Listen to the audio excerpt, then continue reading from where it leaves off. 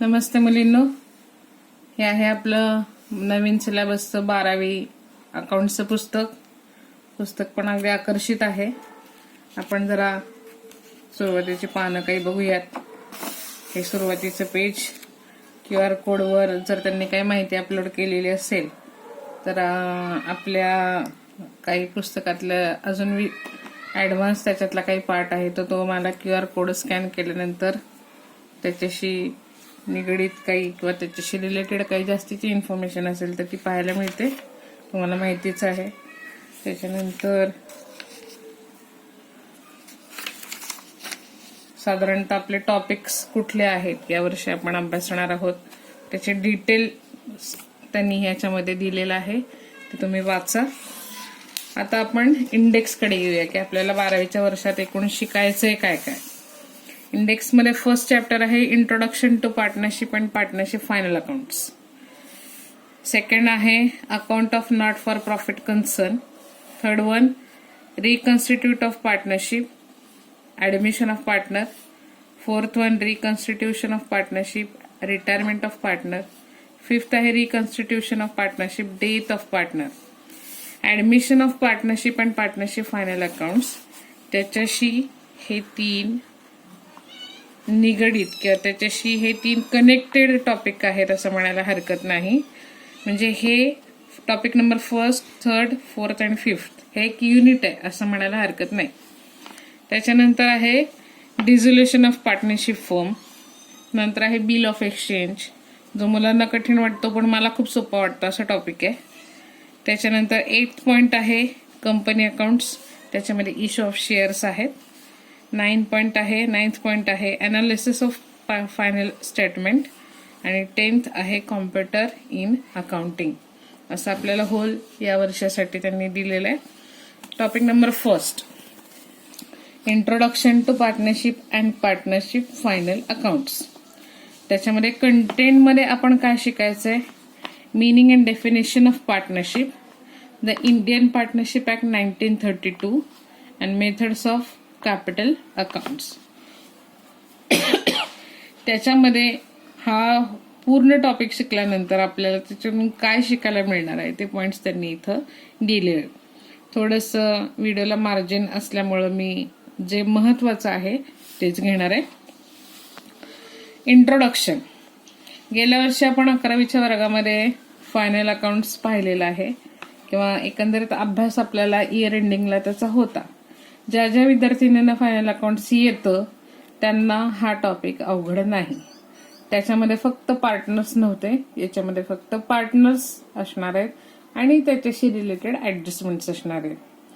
आता जेव्हा एक व्यक्ती बिझनेस करत असतो तेव्हा त्याला त्याचे बिझनेस करताना काही अडचणी येत नाहीत. आपण सिंगल एंट्री सिस्टम गेल्या वर्षी अभ्यासली होती.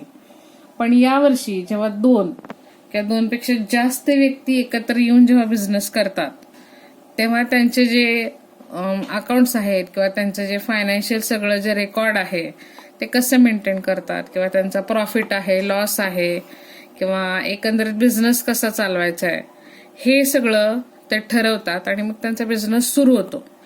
त्याच्याशी रिलेटेड हा टॉपिक. जास्तीत जास्त किती मेंबर ह्याच्यामध्ये येऊ शकतात, मग ते एकत्र आल्यानंतर कशा पद्धतीने त्यांचं काम चालतं, कॉन्ट्रॅक्ट केलं जातं का किंवा त्यांच्यामध्ये वादविवाद झाल्यानंतर काय पॉइंट असतो किंवा प्रॉफिट झाला तर तो कसा डिस्ट्रीब्यूट करायचा, लॉस झाला तर तो कसा डिस्ट्रीब्यूट करायचा, ह्याच्यासाठी सगळे डिटेल्स तुम्हाला चॅप्टरमध्ये अभ्यासायचे. जोपर्यंत तुम्हाला थिअरी नीट कळत नाही तोपर्यंत तुम्हाला प्रॉब्लेम सोडवताना अडचणी येणार. सो म्हणून जरी मी तुम्हाला व्हिडिओज पाठवलेले असले तरी देखील मला माझ्या समाधानासाठी काही पॉइंट्स तुमच्याशी शेअर करणं, थिअरीमधले काही भाग मी तुम्हाला समजावून सांगणार मला हवं होतं, म्हणून थोडंसं परत मी ते घेतेय. इंट्रोडक्शन बघूया. The sole proprietorship has its limitations such as limited capital, limited managerial abilities, unlimited liabilities, no stability, absence of specialization, etc. Hence, when the business is to be set up on the scale which needs more capital and involves more risk, 2 or more persons come together to run it. They agreed to share the capital, the management, the risk, and the profit of business. Such mutual relationship based on the agreement amongst these persons is termed as partnership.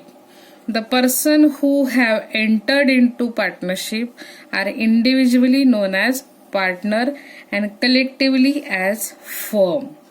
So partnership आहे, दोन किंवा दोनपेक्षा जास्त व्यक्ती एकत्र येऊन काहीतरी production करणार आहेत, काहीतरी रिसर्च करणार आहेत किंवा काहीतरी काम करणार आहेत त्यांचं फायनान्शियल त्यांचं स्टेटस चांगलं होण्यासाठी किंवा त्यांचं एक अर्थार्जनासाठीचं एक साधन आहे.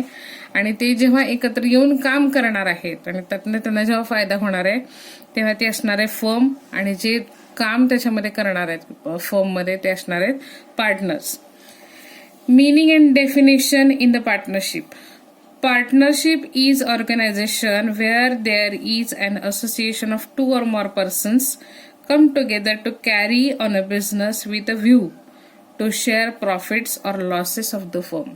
कुठलाही बिझनेस असतो मुलींनो, कुठलाही व्यापारी असेल किंवा कुठलाही ट्रेडर असेल, त्यांनी किती पैसे त्यांनी गेन केले किंवा किती मोठा बिझनेसमॅन झाला तरी किती प्रॉफिट व्हावा किंवा किती पैसे मिळावे ह्याला लिमिट नाहीये. आणि कुठलाही व्यापारी, कुठलाही ट्रेडर, कुठलाही बिझनेसमॅन आपल्याला किती जास्तीत जास्त पैसे मिळतील याच्यासाठी ते प्रयत्न करत असतात. सरते शेवटी आपल्याला किती प्रॉफिट झालाय, किती लॉस झालाय हे शोधण्यासाठी कुठेही बिझनेस करते. त्याची जी डेफिनेशन दिली, मी जो भाग तुम्हाला इथे अंडरलाईन केलेला पोर्शन दिसतोय तो तुम्हीही तुमच्या बुकमध्ये अंडरलाईन करायचा आहे. अर्थातच अभ्यासाला सुरुवात करतानाच हातात पेन्सिल घेऊन बसा. काही काही अर्थ असतात जे मी तिथे नोट डाऊन केलेले असतात ते तुम्ही पण बुकमध्ये नोट डाऊन करा. डेफिनेशन बघा, डेफिनेटली पाठ करून ठेवा डेफिनेशन, कारण कुठेतरी मग एका मार्कासाठी वगैरे हे विचारलं जातं, तो ते आपल्याला तोंडपाठ असायला पाहिजे. डेफिनेशन.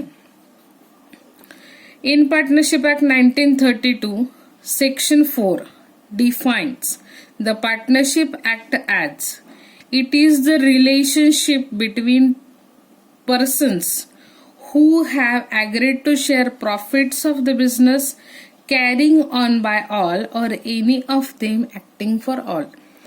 दोन किंवा दोनपेक्षा जास्त व्यक्ती एकत्र येऊन काहीतरी काम करतात, बिझनेस करतात आणि अनेकांच्या वतीने एक जेव्हा त्यांचं प्रतिनिधित्व करत असतो तेव्हा तो होल अँड सोल जो बिझनेस आहे तो असणार आहे पार्टनरशिप. ही डेफिनेशन आहे ऍज पर पार्टनरशिप ऍक्ट 1932.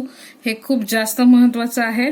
जसं मी तुम्हाला सांगते की इन्व्हर्टेड कॉमर्समध्ये दिलेलं असतं तर त्याच्या अंडर येतं, त्यामुळे एक पाठ करून ठेवा, तुम्हाला ती निश्चित उपयोगी येईलच. प्रोफेसर हॅनी यांची आहे, ती लिहिण्याची काही गरज नाही, तुम्ही फक्त ती वाचा. त्याच्यानंतर मुलींनो त्याचे काही फीचर्स दिलेले आहेत. मी काही सगळे पॉइंट्स नाही पाहणार, सगळे पॉइंट्स नाही डिस्कस करणार, काहीच पॉइंट्स आहेत आपण ते बघूया. Features of partnership. वैशिष्ट्य. एखादा बिझनेस सुरू करण्यामागं काय वैशिष्ट्य असतं. जसं मी तुम्हाला वर्गात उदाहरण देते की माझं घर आहे, हे घर आहे याच्यानं तुम्हाला काहीच आयडेंटिफाय होत नाही, पण माझं घर 4 खोल्यांचं आहे, माझ्या घराच्या समोर अंगण आहे, माझ्या घराच्या समोर गाडी आहे, माझं घर ह्या गल्लीत आहे, माझं घर ह्या बोळात आहे, मी त्या घराला लावलेली विशेषण आहेत जसं आपण वर्गात बघतो. तसं पार्टनरशिप फर्म सुरू करत असताना त्याला काय काय त्याच्याबद्दल फीचर्स आहेत, त्याचे काही विशेषण आहेत ते बघूया. ऍग्रीमेंट.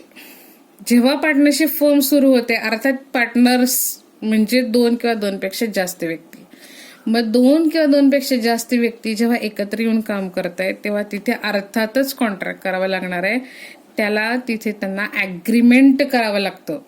जसं आपण घर भाड्याने घेत असताना 11 महिन्याचं कॉन्ट्रॅक्ट करतो, एखादा बिझनेस सुरू करत असताना कॉन्ट्रॅक्ट करतो, तसंच बिझनेस सुरू करत असताना सुद्धा ऍग्रीमेंट करावं लागणार आहे. Partnership is the result of agreement between partners. It could be written or oral.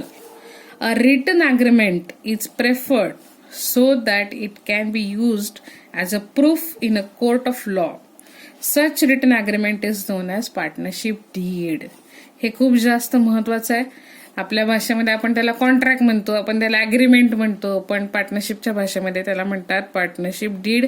ती तोंडी पण असू शकते, पण लेखी पण असू शकते. पण जसं आपलं आधी डिस्कस झालं होतं की कुठलंही लेखी डॉक्युमेंट जेव्हा आपल्याकडे असतं तेव्हा ते आपल्याकडे एव्हिडन्स असतो, आपल्याकडे प्रूफ असतं, आपण त्याच्या आधारे कोर्टामध्ये सुद्धा जाऊ शकतोय. Number of partners. अर्थात एक पार्टनर तर असणार नाही बिझनेस सुरू करताना. लास्ट इयर पर्यंत मिनिमम 2 मॅक्झिमम पार्टनरशिपसाठी 10 मेंबर्स होते, पण आता इथं त्यांनी संख्या न्यू सिलेबसमध्ये ती वाढवलेली आहे. बघूया किती आहे. Number of partners, minimum 2 partners are needed to start partnership firm. कमीत कमी 2 व्यक्ती पाहिजेत बिझनेस सुरू करण्यासाठी. And the maximum number of partners are 50 as per according to the companies act 2013 amendment in 2014.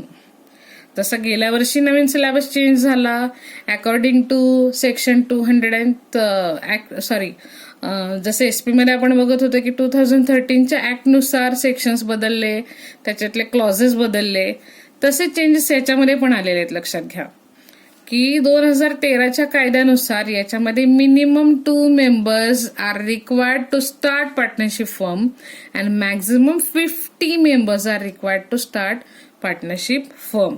हे 2 आणि हे 50 हे महत्वाचं आहे. हे fill in the blanks, match the pairs कुठेतरी तुम्हाला येणारच. It is a lawful business.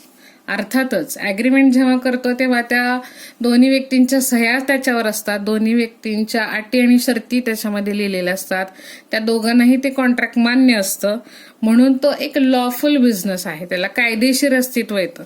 जसं सोल ट्रेडिंगमध्ये आहे नाहीये पहा की सोल ट्रेडिंगमध्ये मीच बिझनेस केलाय, मला फायदा झालाय, मला तोटा झालाय, मला कुठे रेकॉर्ड ठेवायचं नाही, मला कुठं रेकॉर्ड दाखवायचं नाही, तर बिझनेस बुडला काय नाही बुडला काय का किती प्रॉफिट झाला लॉस झाला याच्याशी काही देणं घेणं नाही.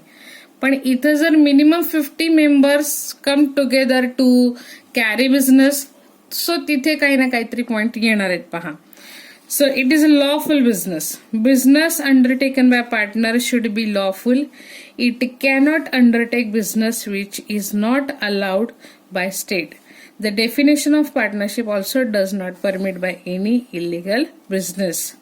Sharing profits and losses. अर्थात जसं पण मी मागे पण तुम्हाला उदाहरण 11वीच्या वर्गात असताना सांगितलंय की एक सफरचंद आहे, दोघं खाणारे असतील तर आपण त्याचे निश्चित 2 भाग करतो समप्रमाणात, पण ते एकच सफरचंद जर 4 जणांमध्ये मिळून खायला लागेल तर आपल्याला अजून त्याचे 2 भाग करायला लागतील.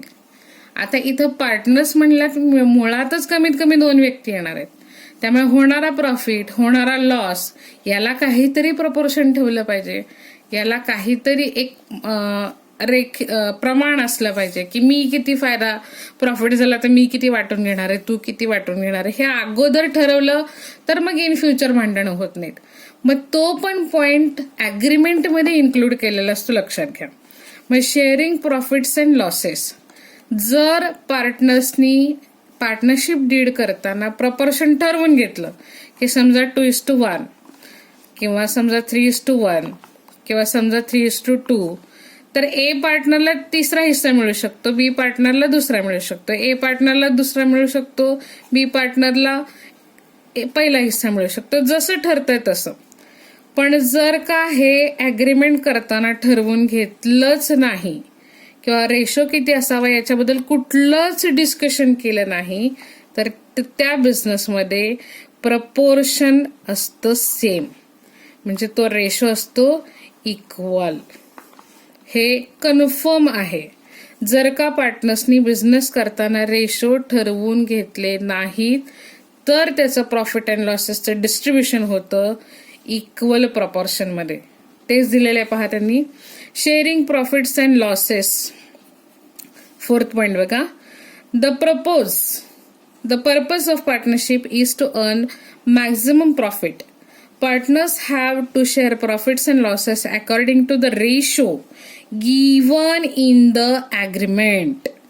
जसं अग्रीमेंट मध्ये प्रपोर्शन दिलेलं आहे त्या पद्धतीने ते प्रॉफिट्स अँड लॉसेस डिस्ट्रीब्यूट करतात. पण इफ, पहा मी अंडरलाईन केलंय, तुम्ही पण बुकमध्ये करायची आहे, if the agreement is silent about the ratio then profit and loss share will be equal. Equal proportion मध्ये हे तुम्हाला fill in the blanks, match the pairs मध्ये येणार आणि येणारच, हे लक्षात घ्या.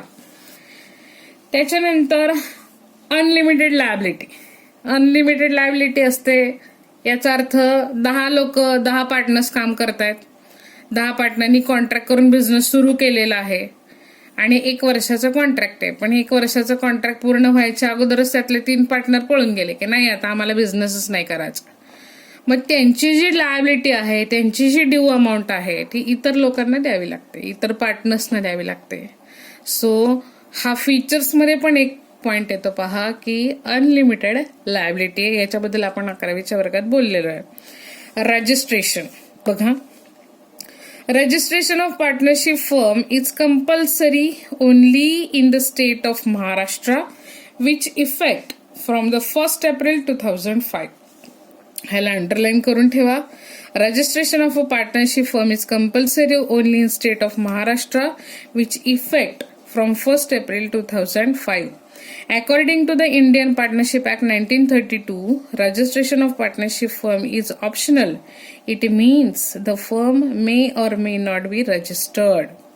Registration of a firm merely certifies its existence and its process of entering in the name of partnership firm in the register of registrar.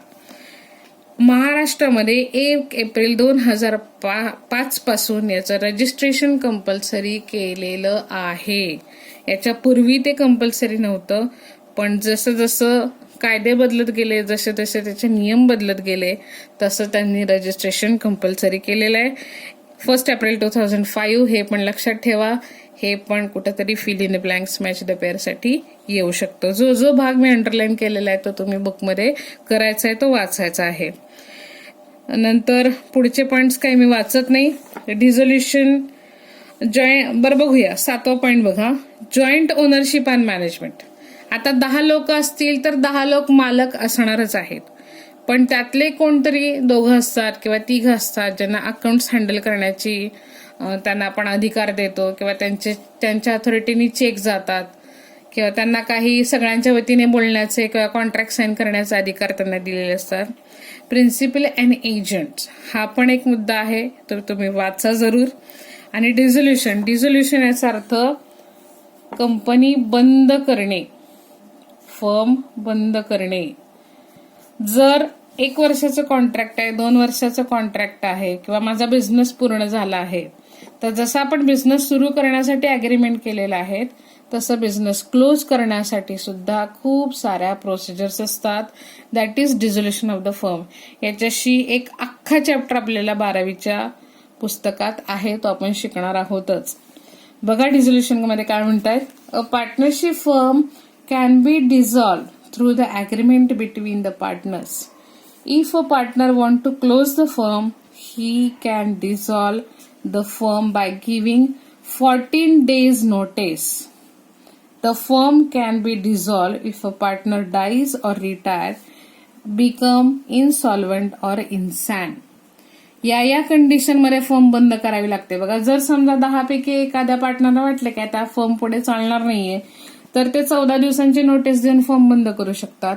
किंवा काही केसेसमध्ये पार्टनरचा मृत्यू झाला असेल, तो मयत झाला असेल, त्यांनी स्वतःहून तो बिझनेस सोडला असेल किंवा त्याच्या वयोमानानुसार तो रिटायर झाला असेल, इन्सॉल्वंट बिझनेस सोडून पळून गेला असेल, किंवा इन्सान म्हणजे त्याचं मानसिक संतुलन बिघडलेलं असेल, तो कॅलिबर नाही पुढे बिझनेस करायला, तर अशा कंडिशनमध्ये हा बिझनेस जो आहे तो पुढे रन होऊ शकत नाही. मग असे सगळे फीचर्स आहेत. हे काही तुम्हाला थेअरी पार्ट वाचून लक्षात ठेवायचं आहे. याच्यावर काही मोठा प्रश्न नसतो, पण छोटे मोठे बारीक प्रश्न जे पेपरमध्ये येतात, जे सुरुवातीच्या ऑप्शनल पार्टमध्ये असतात, ते यातलेच असतात. आणि थेअरी कळल्याशिवाय आपण प्रॉब्लेमला हात घालणार नाही आहोत. आले लक्षात? सो पुढचा भाग मी पुढच्या व्हिडिओमध्ये घेतेय, तो तुम्ही अगोदर वाचून ठेवा आणि मग माझा व्हिडिओ पहा. धन्यवाद.